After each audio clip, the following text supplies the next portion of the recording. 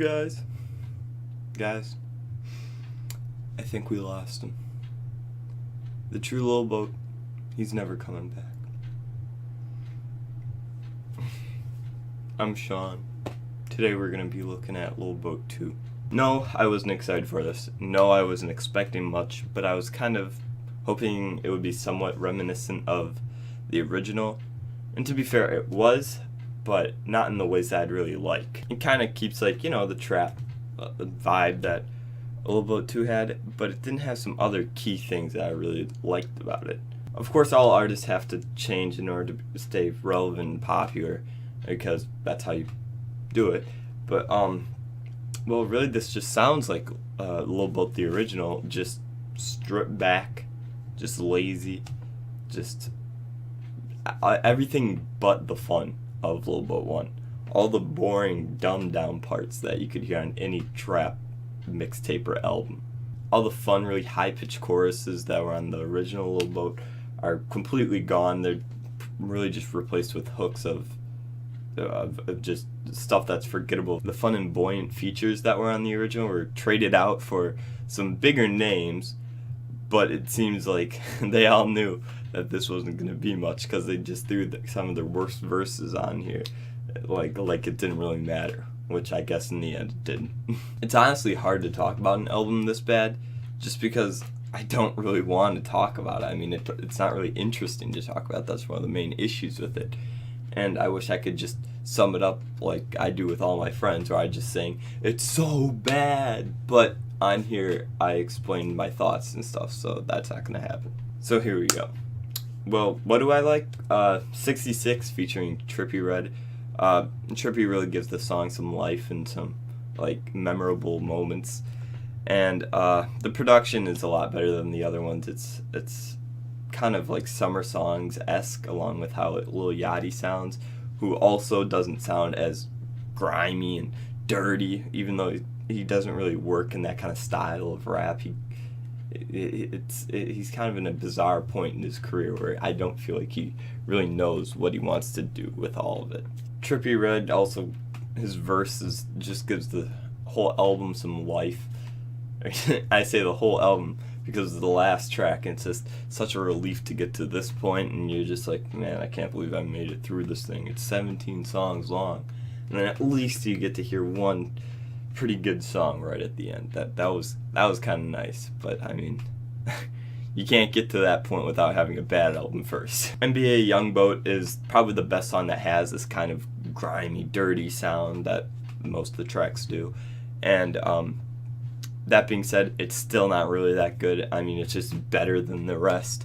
So on comparison, yeah, it's one of the best tracks, but it's really not a best track by any means.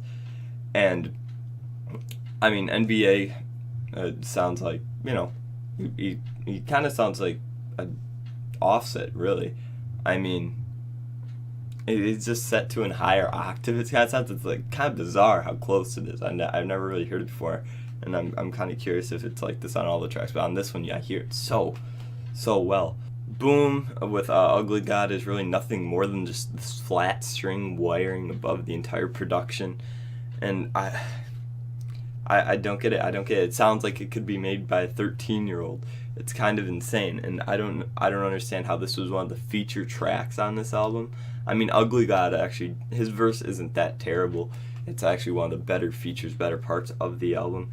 But just hearing Lil Boat just say, boom, boom, boom, boom, is just so childish and stupid. I just hate it. Oops production is so terribly garbage. I mean, it's like a bad version of a Flume hip hop beat. And when I was hearing it, it reminded me of like the beat to Yeah Right by Vince Staples, Kendrick, and Kaka.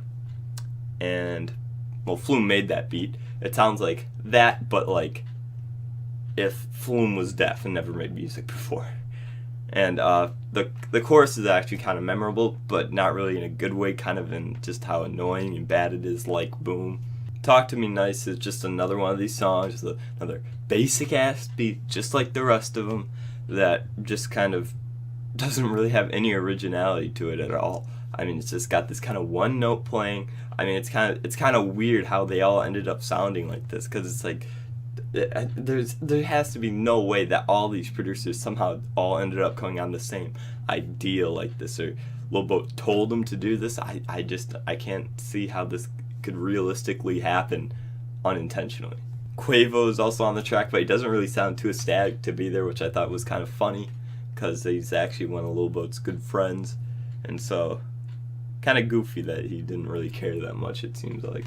Initially, when I heard She Ready with P&B Rock, you know, I was pretty excited, because it was something different. It's kind of like, it reminds me of I Have a Dream by Dram. That's a pretty fun, happy song, and I was kind of let down a little. I mean, the verses aren't really that great. This is still, it's a better track than most on, but it's not really that good by any means. The chorus is a little bit more memorable than usual. PB&B Rock has a very nice voice, so that compensates for a lot. But there's really nothing too great about this track. It's just, again, a nice break from the rest. And then Yachty rapping on it, he just kind of spits whatever he comes to mind as fast as he can, and so it doesn't really have any coherency. It's just kind of messy and jumbled up. Offset comes in on 2 different tracks, actually, that can be explained exactly the same way. Offset delivers an underperformed verse matched with this terrible, boring beat, and still, at the end, you're still sad to hear him go and go back to Lil Yachty's grumbling. Lil Pump does show up on the album on Baby Daddy, as well as with Offset, and well, he doesn't sound terrible on it. His voice is a nice change from the rest of these guys. Like Migos and NBA YoungBoy also kind of sound the same, so his voice is kind of nice to just keep it a little bit fresher. It's still not a great verse or great song at all, but it's just nice to hear it kind of break up the monotony. I can't really say I was disappointed in Lil Yachty for this, because I mean, I wasn't really expecting too much. But, I mean, it's really not good. I mean, really not good. Like, I root for him and stuff, but really, I mean, I like one song, or maybe 2 songs out of the 17-song soundtrack, and it's just missing so much. And I really hope he does better in the future, but who knows. So I think I'm going to give this album a 2. It really just didn't live up to anything that I hoped it'd be, not that I really thought it would be anything in the first place. So yeah, let me know what you guys thought of the album and the review here, and what I should take a look at next time. So yeah, talk to you later. Bye.